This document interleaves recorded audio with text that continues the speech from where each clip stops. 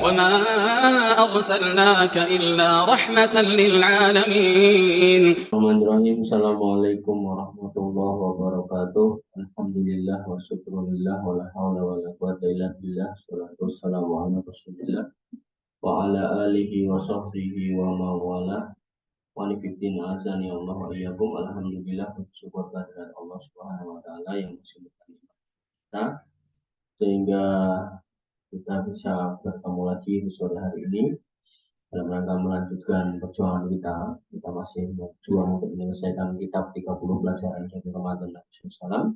Kita sampai di bab atau poin yang ke-24 ketika beliau SAW di 10 hari yang terakhir. An Abdillah ibnu Umar radhiyallahu anhu maqala, dari Abdullah bin Umar, dari Ibnu Umar radhiyallahu anhu, beliau berkata, karena Rasulullah SAW ya taqiful asrul awakhir min Ramadan, pasal Nabi SAW itikaf, biasa itikaf pada 10 hari terakhir bulan Ramadan. Maka wahai hamba Allah, satu, jika mudah bagi Anda untuk itikaf di 10 hari terakhir, maka itikaflah dengan terus-menerus di masjid dengan ketaatan kepada Allah, dan lawanlah demi mencontoh Nabi SAW dan hal tersebut dalam ketaatan kepada Allah. Maka tinggallah terus-menerus dalam masjid untuk sholat, zikir, baca Quran, kajian, ya, murojaah. Dan jadilah Anda di dalam itikaf itu bersamaan dengan mengerjakan segala ketaatan memburu Lailatul Qadar. Nabi SAW bersabda, inni i'takaftu al-asral awwala altamisu hadhihi lailah summa i'takaftu al-asral awsat summa utitu fakilali innaha fil asril awakhir faman ahabba minkum ayya takifa falyatakif fa takafan nasu ma'ah. Sungguhnya aku beritikaf pada 10 hari yang pertama, seraya mencari malam ini. Beliau itu dulu itikaf dari malam yang pertama. Kemudian aku beritikaf pada 10 hari yang tengah. Kemudian aku didatangi malaikat tentunya. Lalu dikatakan kepadaku, sungguhnya Lailatul Qadar itu adalah pada 10 hari yang terakhir. Maka barang siapa suka di antara kalian untuk itikaf, maka itikaflah di 10 hari yang terakhir. Maka manusia pun beritikaf bersama beliau SAW. Jadi itikaf itu aspeknya kayak gitu ya. Jadi awalnya Nabi itu itikaf 10 hari pertama, kemudian tengah, kemudian baru dikabarkan itu Lailatul Qadar 10 hari yang terakhir. Kemudian beliau fokus di 10 hari yang terakhir. Yang kedua, beritikaflah pada 10 hari yang terakhir dari bulan Ramadan pada setiap tahun hingga Anda meninggal. Dan jika keluarga Anda, istri Anda, berdua Anda atau selain mereka yang itikaf, maka nggak apa-apa. Ya, kalau bisa terus. Gitu. Makanya kalau kita kerja, kalau bisa pas tanggal itu kita cuti. Kalau nggak memungkinkan cuti ya sudah kerja. Karena sunnah ketemu wajib, kita harus menjalankan yang wajib. Disebutkan di dalam sebuah hadis Ibnu Aisyah radhiyallahu anha, istri Nabi SAW, bahwasanya Nabi SAW karena ya tadi pula asal awakhir min Ramadan. Bahwasanya beliau beritikaf pada 10 hari yang terakhir bulan Ramadan. Hatta tawafahu, sampai beliau SAW wafat, summa itakafa aswajuhu min ba'di. Kemudian para istrinya beritikaf setelahnya. Kemudian yang ketiga, jika Anda beritikaf di masjid, maka patuhilah perintah Allah dalam beritikaf. Di antaranya tidak menyentuh istri dengan syahwat. Demikian juga wanita beritikaf jangan menyentuh suami dengan syahwat. Artinya kalau itikaf suami istri ya jangan sering-sering untuk berkontak, nanti takutnya malah pengen berhubungan suami istri ya.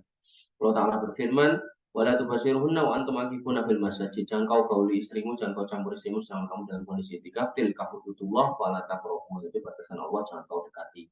Jadi orang yang niat itikaf itu nggak boleh kemudian menggauli istri. Ini tentu maksudnya itikaf yang berdiam di masjid ya. Tapi kalau itikafnya cuma antara maghrib sama isya atau mungkin isya sampai jam 10 gitu kan, ya itu nanti pulang dari jam 10 ya boleh. Tapi kalau itikaf niatnya 10 hari gitu, maka kemudian di tengah-tengahnya menggauli istrinya ya batal itikafnya.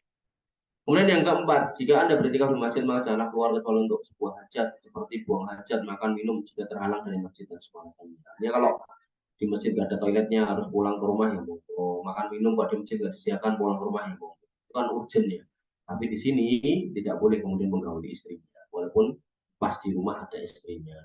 Berdasarkan hadis dari Urwah dan Amrah binti Abdurrahman, bahwasanya Aisyah radhiyallahu anha, Nabi SAW berkata, bahwasanya Rasulullah SAW la yudkhilu alayya ra'sahu wa huwa fil masjid wa urad jilu wa kana la yadkhulul baita illa li hajatin idza kana mu'taqib. Benar-benar beliau masukkan kepala beliau kepadaku, jadi melongok ke arah jendela. Dan beliau berada di dalam masjid, lalu aku menyisir beliau, dan adalah beliau tidak masuk ke rumah kecuali untuk hajat jika beliau sedang itikaf. Dan hajat di sini tidak untuk bergaul atau berjima dengan istri beliau SAW ya, karena memang nanti bertentangan dengan ayat ini gitu kan. Jadi tentu kita nggak kita akan memahami kalau Nabi SAW nggak akan apa istilahnya kontra dengan ayat, nggak mungkin. Jadi jangan sampai salah paham. Kemudian yang kelima, jika Anda beriktikaf di masjid, maka gunakanlah untuk taat kepada Allah, maka jangan Anda keluar dari masjid, akan tapi sibuklah diri Anda dalam masjid dengan ketaatan dan takwa kepada Allah Subhanahu wa taala, dan jangan sibuklah dengan ucapan kosong, nelpon atau selainnya yang memang tidak bermanfaat, tidak berguna. Jadi di masjid itu jangan digunakan untuk hal-hal yang sia-sia gitu. Jadi ini konteksnya itikaf atau di luar itikaf ya. Jadi kalau misal kita di masjid gitu kan, terus ngomong yang nggak jelas, ngomong yang aneh-aneh, atau kemudian transaksi yang enggak, bahkan transaksi yang halal pun kita nggak boleh. Jadi misal kamu di masjid check out marketplace itu nggak boleh, gitu. Apalagi sampai telepon-teleponan deal ini deal itu nggak boleh. Yang keenam, jika Anda sudah tua misalkan dan Anda menyangka telah dekat ajal Anda, maka perbanyaklah ketaatan dan memanfaatkan sisa umur. Bahkan hendaknya perkara ini menjadi kebiasaan sekalipun Anda adalah pemuda, kan tapi setiap kali Anda bertambah tua maka sungguhnya Anda telah mendekati pas kematian.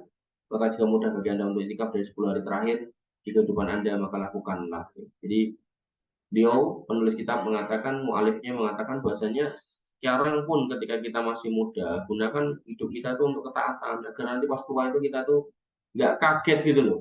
Tapi kalau sejak muda kita sia-siakan hidup kita untuk hal-hal yang sia-sia, nanti tua itu banyak orang-orang tua itu susah kembali.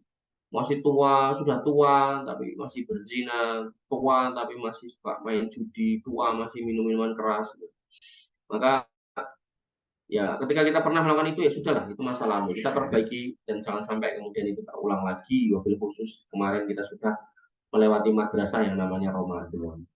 Abu Hurairah radhiyallahu anhu berkata, karena Nabi SAW ya fi kulli Ramadan, bahwasanya Nabi SAW beriktikaf setiap Ramadan asrota ayyam 10 hari. Pada makan al-amul ladzi qubida fihi i'takafa isrina yauman. Bahkan ketika beliau SAW memasuki usia di mana beliau wafat pada tahun itu, beliau itikafnya itu 20 hari. Jadi itikaf itu sebenarnya nggak harus 10 hari. Bahkan mau full 30 hari ya boleh-boleh aja. Tapi yang utama di 10 hari yang terakhir itu. Yang ketujuh, jika tidak mudah bagi Anda untuk itikaf pada 10 hari yang terakhir, maka itikaflah pada sebagiannya, yaitu malam ganjilnya 21, 23, 25, 27, dan 29 ini buat 22. Dan jika Anda tidak bisa itikaf pada malam ini, maka beritikaflah pada yang ke-27. Nah, ini yang kemarin saya bilang, yang tadi pagi saya bilang, 27 itu biasanya Lailatul Qadar. Jika Anda tidak bisa itikaf pada malam 27, maka beritikaflah sekalipun sesaat di dalam masjid. Jadi walaupun nggak bisa seharian, ya sebentar aja nggak apa-apa, karena tidak disyariatkan itikaf itu pada suatu zaman tertentu. Maka jika Anda masuk masjid, niatkanlah itikaf 1 jam, 2 jam, atau lebih sedikit atau lebih banyak. Nah ini nasihat buat orang-orang yang kerja ya, misal sopir, misal orang-orang yang besoknya harus kerja gitu loh. Maka kalau bisa malamnya dari mulai misal apa namanya sholat maghrib gitu kan, kemudian niat itikaf sampai isya kemudian sampai tarweh gitu kan, tarweh sampai selesai misalnya tampil jam 10 baru kemudian pulang istirahat itu lebih baik ya. Jadi itikaf itu nggak harus full-fullan gitu, nggak harus 10 hari. Kalau nggak bisa 10 hari ya 5 hari, kalau nggak bisa 5 hari ganjilnya, kalau nggak bisa ganjilnya 27-nya, 27-nya toh yang nggak bisa ya kemudian sebagian malamnya gitu kan. Jadi makanya di Ramadan kemarin kan saya mengajak ya, kalian gitu kan untuk kemudian qiyamul lail beberapa masjid yang ada di Solo ini kan, untuk kemudian menghabiskan kita malam-malam kita untuk kemudian mengejar Lailatul Qadar semaksimal kita bisa. Yang kedelapan, wahai para wanita, jika Anda bertikaf di masjid maka hindarilah fitnah, sama saja Anda terfitnah manusia, memfitnah manusia atau mereka memfitnah Anda, dan bertakwalah kepada Allah dalam hal yang demikian. Yang kesembilan, jika Anda beriktikaf wahai para suami, maka boleh bagi istri Anda untuk mengunjungi Anda di dalam masjid untuk berbicara bersama Anda pada waktu yang sedikit atau sebagian waktunya. Jadi kalau orang suami itikaf, istrinya datang bawa makanan boleh, kemudian ngobrol sebentar boleh, yang penting jangan arrofas gitu, jangan ngomong-ngomong yang soal urusan seksual, urusan apa namanya hubungan suami istri, jangan. Jadi diusahakan bahwasanya omongannya adalah omongan-omongan yang biasa, misal cerita soal apa, anaknya sehat, baik aja, misal apa. Hal ini berdasarkan hadis Sofiyah radhiyallahu anha, dari Nabi SAW, Anda hajat Rasulullah SAW, bahwasanya yang mendatangi Nabi SAW, tazuruhu fi itikafi, yang mana beliau mengunjungi beliau SAW pada saat itikafnya di masjid fil asril awakhir min Ramadan, pada 10 yang terakhir di bulan Ramadan. Fatahaddatsat indahu sa'ah, kemudian ngobrol sebentar, summa qomat, kemudian beliau berdiri atau pergi. Dan praktekkanlah metode Nabi SAW bahwa wajib atas orang yang beriktikaf untuk tidak menjenguk orang sakit, tidak juga menyaksikan jenazah. Artinya kalau ngurusin orang sakit ini hukumnya fardu kifayah, kalau tidak ada yang ngurusin maka orang iktikaf ya nggak usah keluar dari masjid untuk ngurusin ini. Tapi kalau memang itu adalah keluarga dekatnya, orang tuanya, anaknya, istrinya, maka ya tetap harus keluar ya, pun teman keluarga. Tapi kalau tetangga, nah tetangga juga harus tahu ya kalau kemudian tetangganya yang iktikaf ini nggak ikut membantu ya jangan marah gitu. Jadi harus paham. Maka pentingnya memahamkan masyarakat ilmu itu kayak gitu. Jadi agar kemudian ada saling pengertian satu sama lain. Hal ini berdasarkan hadis dari Aisyah radhiyallahu anha, ia berkata, "As-sunnatu 'alal mu'takifi alla ta'uda maridan wa la tasyhada janazatan." Bahwasanya sunnah atas orang beriktikaf adalah tidak menjenguk orang sakit dan tidak menyaksikan jenazah, wala yamassa imra'atan dan tidak menggauli, ya, menyentuh perempuan, wala yubashiraha dan tidak mencumbuinya, wala yakhruju li hajatin dan tidak keluar kecuali untuk urusan yang penting, illa limala budda minhu, kecuali yang tidak bisa ditinggalkan dia harus berjalan. Wala itikafa illa bi saumin, wala itikafa illa bi masjidin jami'in. Dan itikaf itu tidak ada melainkan dengan puasa. Itikaf itu menurut Aisyah radhiyallahu anha itu harus disinkronkan atau bareng dengan puasa, dan itikaf harus di masjid jami, masjid yang gede. Masjid yang jami itu ditegakkan sholat Jumat 5 waktu dan sholat Jumat. Ya, jadi bisa di masjid mana aja, yang penting sholat 5 waktu di situ ditegakkan adzannya dan juga sholat Jumat. Kenapa? Agar orang yang itikaf nggak perlu keluar masjid. Yang ke-10, jika Anda tidak beritikaf di Ramadan, maka itikaflah 10 hari yang pertama di bulan Syawal. Diperintahkan untuk ganti di bulan Syawal. Berdasarkan hadis Aisyah radhiyallahu anha, dia berkata, karena Nabi SAW ya'tanibul asil awal min Ramadan, fakuntu adribu lahu hibaan fa yusalli as-subha summa yadkhuluhu fayasta'dzanat Hafsatu Aisyata ayyadriba hibaan fa'adinat laha. Adalah Nabi SAW beritikaf pada 10 hari yang terakhir dari Ramadan, dan sayalah yang membuatkan untuk beliau tenda. Jadi zaman dulu tuh masjid itu ya cuma kotak gitu loh. Nah untuk tempat tidurnya dibikin tenda di dalam-dalamnya. Kalau sekarang kan ya nggak perlu tenda ya. Tapi kalau sebenarnya kalau ada privasinya lebih baik ya. Karena kan namanya orang tidur kadang kan kesingkap pahanya, kadang mungkin ada sesuatu yang bergerak gitu kan, nah, tidak tahu gitu kan. Maka sebaiknya memang ada privasi sebenarnya, harusnya ya. Tapi kalau sudah, kalau nggak ada ya udah. Kemudian maka tatkala Zainab binti Jahsy melihat beliau, ya, SAW, dia pun memasang tenda yang lain gitu. Maka tatkala Nabi SAW berada di waktu wagi, beliau melihat kemah-kemah yang lain, maka beliau bersabda, ini apa? Gitu. Maka diberitahukan kepada beliau, lalu beliau bersabda, apakah kalian menyangka bahwa aku ingin ketaatan dan kebaikan dengan tenda ini? Lalu beliau meninggalkan itikaf pada bulan tersebut, kemudian beliau beritikaf 10 hari dari bulan Syawal. Ini poinnya adalah bahwasanya yang ingin disampaikan penulis adalah bahwasanya beliau beritikaf di bulan Syawal untuk menggantikan pada bulan Ramadan. Maka itu bisa atau boleh. Kemudian yang ke-25, puasa beliau pada 3 hari setiap bulan. Jadi kita masuk di poin yang ke-25, yaitu An-Mu'adz Al-Adawiyah, dari Mu'adzah Al-Adawiyah, bahwasanya annaha sa'alat Aisyah zaujah Nabi SAW, bahwasanya beliau bertanya kepada istri Nabi SAW, yaitu Ibunda Aisyah radhiyallahu anha, akana Rasulullah SAW yasumu min kulli shahrin salasata ayyam, apakah Nabi SAW berpuasa setiap bulan 3 hari? Qalat na'am, beliau Aisyah radhiyallahu anha mengatakan iya. Fakultu, kemudian aku berkata, laha min ayyam syahri, aku berkata kepada Aisyah, dari apa itu? Karena yasumu, kata Aisyah radhiyallahu anha, qalat lam yakun yubali min ayyam syahri yasum. Beliau tidak pernah memperhatikan di hari apa-apa saja dari bulan tersebut beliau berpuasa. Berdasarkan hadis ini, ya kan, puasa 3 bulan, 3 hari dalam setiap bulan itu enggak dipastikan harinya. Walaupun nanti di Ayyamul Bid itu ada tanggalnya. Ya. Wahai hamba Allah, bersungguh-sungguhlah dalam puasa 3 hari setiap bulan demi mencontoh Nabi SAW dan mencari pahala dari Allah Subhanahu Wa Taala. Sama saja di awal bulan, di tengahnya, sela-selanya, di akhirnya. Karena beliau tidak memperhatikan hari itu, ya hari apa itu dia berpuasa. Maka jika Anda ingin menjadikan 3 hari itu adalah hari-hari putih yang mulbit, maka di dalam yang demikian terdapat keutamaan yang agung. Jadi ketika kita mau puasa 3 hari tiap bulan di hari apa aja boleh. Tapi kalau kemudian kita khususkan di ayam mulbit, itu ada contohnya juga. Jadi bukan ngawur.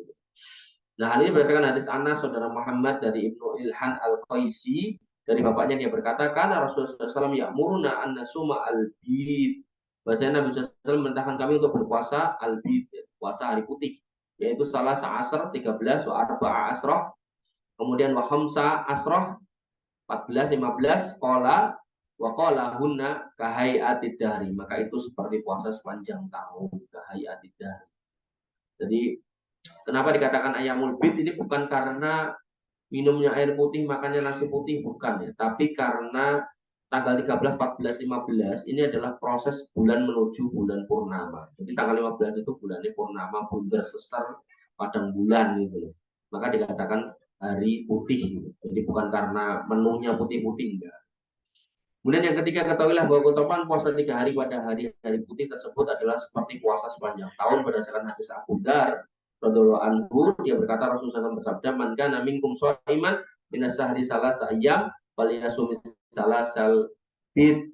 Siapa yang berpuasa 3 hari setiap bulan, maka hendaklah ia puasa 3 hari putih. Kemudian Rasulullah SAW ayyamin kulli syahril hari yamul bid sobihata salasa asrota wa arba'a asrota wa khamsa asrota. Puasa 3 hari setiap bulan adalah puasa sepanjang tahun, yaitu pada hari-hari putih, yaitu 13, 14, 15. Kemudian pada riwayat Imam Ahmad, dia kasomit dahri, dia seperti puasa setahun. Kemudian yang keempat, berusahalah untuk berpuasa pada hari-hari putih 13, 14, 15. Nabi SAW telah memberinya nama Al-Bid Al-Hur.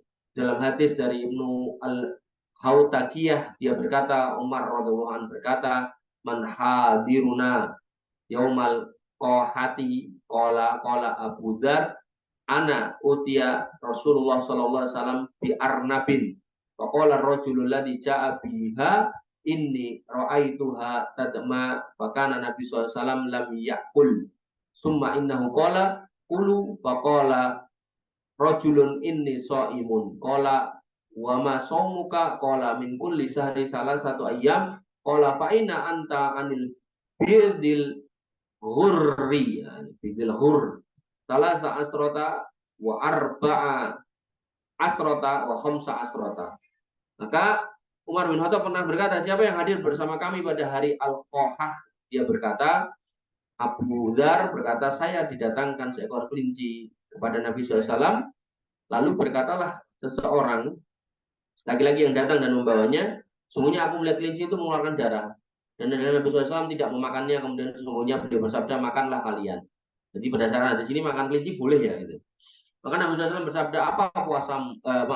Maka berkatalah seorang laki-laki, sungguhnya saya sedang puasa. Lalu Nabi bertanya, puasamu apa? Kamu puasa apa? Dia menjawab, di setiap bulan saya berpuasa 3 hari. Dia bersabda, maka di mana kau dari Al-Bid Al-Hur, yaitu 13, 14, 15. Jadi dikatakan di sini adalah Al-Bid Al-Hur. Nah, jadi ayamul bid itu nama lainnya adalah Al-Bid Al-Hur.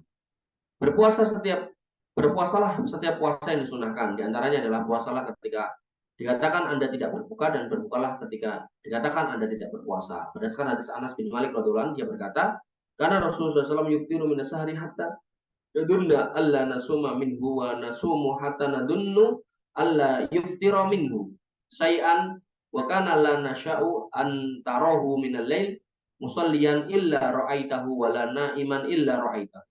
Adalah Rasulullah SAW berbuka dari 1 bulan hingga kami menyangka beliau tidak berpuasa dari bulan tersebut. Jadi pernah Nabi itu makan terus setiap bulan, seolah-olah Nabi itu nggak ada puasanya di bulan itu. Dan beliau berpuasa hingga kami menyangka beliau tidak berbuka dari bulan tersebut. Jadi puasa terus, sampai ketemu orang puasa. Dan adalah beliau tidak ingin melihat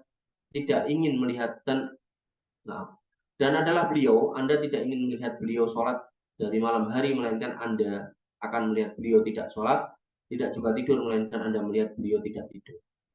Jadi beliau itu enggak, istilahnya, menyembunyikan ibadahnya. Jadi kadang kelihatan puasa, kadang enggak. Kadang kita mikir beliau sedang sholat, ternyata enggak. Tapi kadang kita mikir beliau enggak sholat, ternyata sholat. Jika Anda tidak menemukan makanan di rumah, maka berpuasalah. Nah, ini berdasarkan hadis Aisyah radhiyallahu anha ummul mukminin radhiyallahu anha. Dia berkata, qala li Rasulullah SAW, berkata kepadaku Nabi SAW, sabda kepadaku Nabi SAW, dzata yaumin, pada suatu hari, ya Aisyah, wahai Aisyah, hal indakum syai'un, apakah kamu punya sesuatu yang bisa dimakan? Qalat, maka Aisyah berkata radhiyallahu anha, faqultu, Maka aku berkata, ya Rasulullah, wahai Rasulullah, ma indana sayun, kita nggak punya apa-apa. Qala fa inni shaim, ya wes kalau itu aku puasa. Ya, jadi Nabi SAW seorang pemimpin kaum muslimin, pemimpin negeri, pemimpin orang-orang beriman, nabinya Allah gitu kan. Itu mengalami masa-masa seperti ini ya.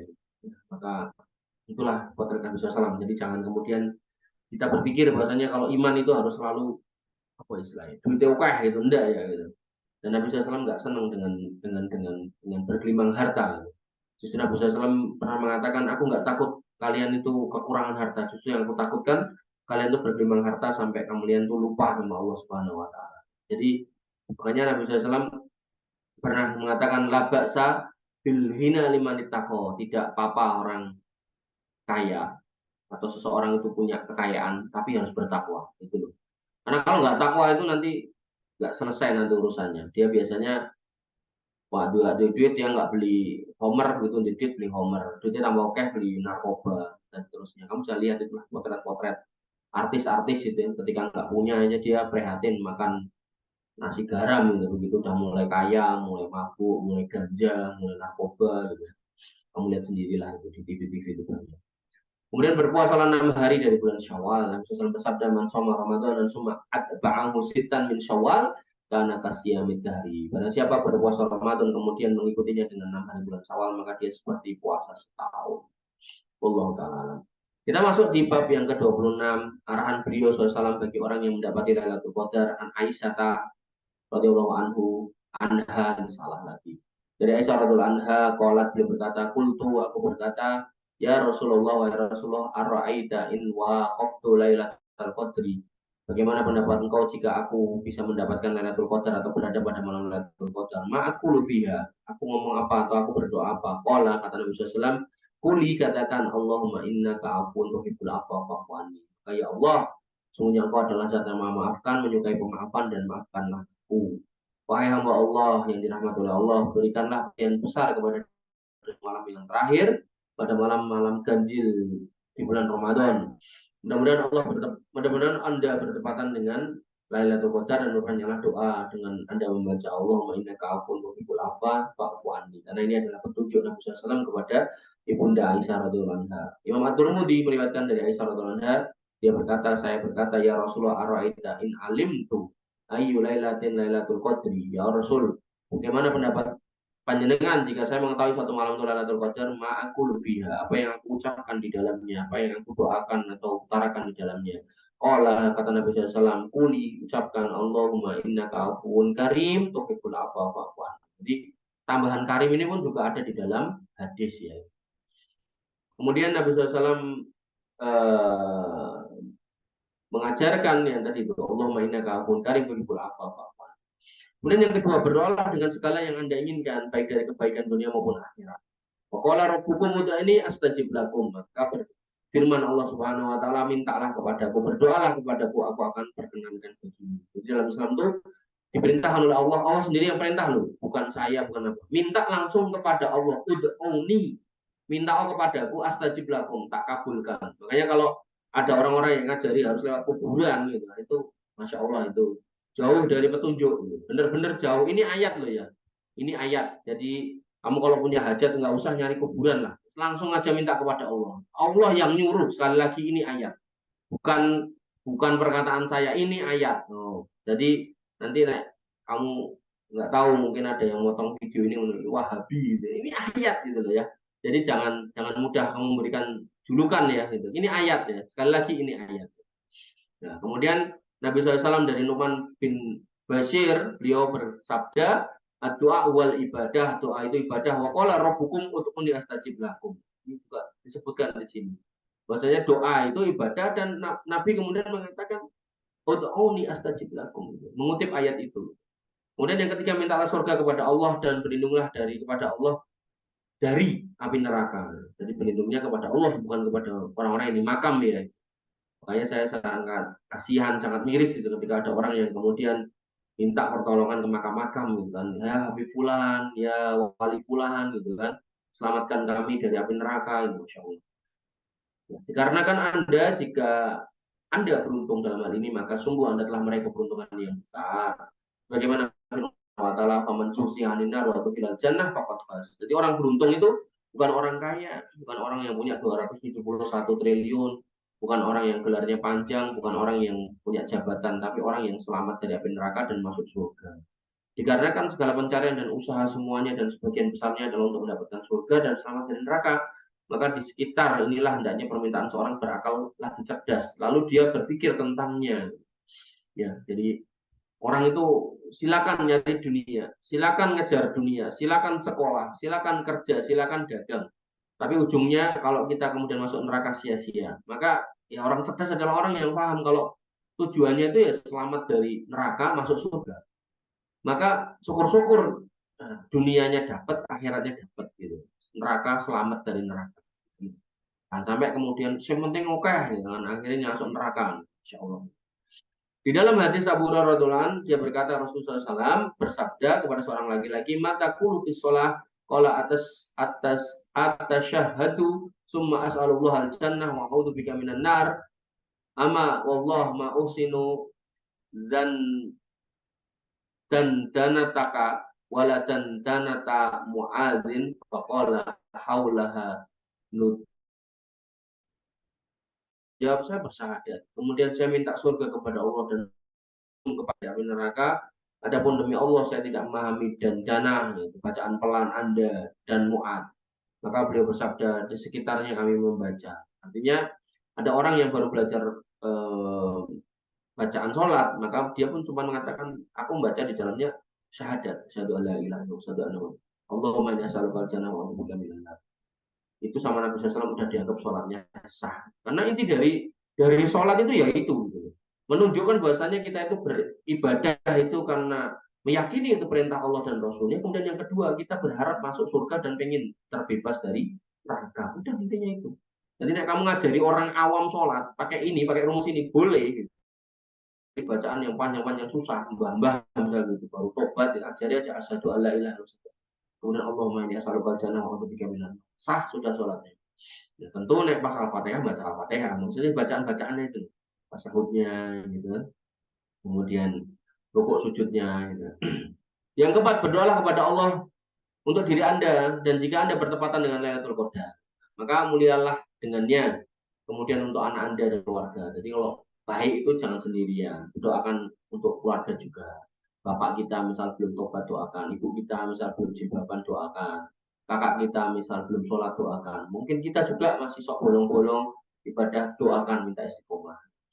Berdasarkan hadis Ubay bin Ka'ab radhiyallahu anhu dia berkata, karena Rasulullah SAW tidak bada'a bi nafsihi. Nabi SAW kalau berdoa memulai dengan dirinya sendiri, minta untuk diri sendiri. Waqala rahmatullahi alaina, kemudian beliau bersabda mudah-mudahan rahmat Allah tercurah kepada kita, wa ala Musa wa ala walau sabara la ra'a min sahibihil al-ajaba walakinnahu qala in sa'altuka an say'in ba'daha fala tusahibni qad balagata min ladunni udra. Bahwasanya mudah-mudahan rahmat Allah tercurah kepada kita dan kepada Musa seandainya dia bersabar. Ya, lau sobar, bersabar. Pasti dia akan melihat dari sahabatnya perkara yang menakjubkan. Akan tapi dia berkata, jika saya bertanya kepada tentang suatu setelahnya, maka janganlah Anda menemui saya, sungguh Anda telah sampai utur dari sisi saya. Artinya Musa pun juga peduli pada temannya. Maka manfaatkanlah sepertiga malam yang terakhir di malam yang ganjil 10 hari yang terakhir dengan berdoa, istighfar, minta hajat kepada Allah Subhanahu wa taala dari hajat kebaikan dunia dan akhirat. Hal ini berdasarkan hadis Abu Hurairah radhiyallahu anhu, dia berkata Rasulullah bersabda, "Idza madha sadrul lail," apabila telah berlalu sepertiga malam, au sulusuha atau sepertiganya, yanzilullahu tabaraka wa taala ila sama'i dunya, Allah taala turun kepada langit dunia, fayaqul, kemudian berfirman, hal min sa'il yu'ta, mana orang yang minta tak kasih, hal min da'in yustajab pula, mana orang yang berdoa tak kabulkan, hal min mustaghfirin yughfaru lahu, mana orang yang minta ampun tak ampuni, hatta yan fajiro subh, sampai kemudian subuh itu datang.